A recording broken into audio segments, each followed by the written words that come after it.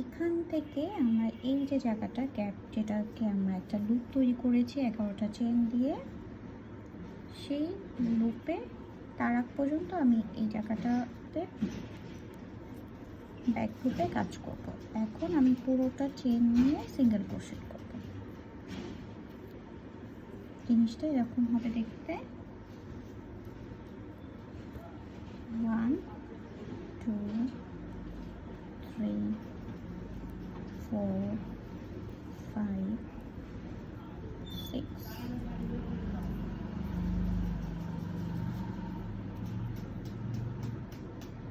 7 8 9 10 11 12 13 14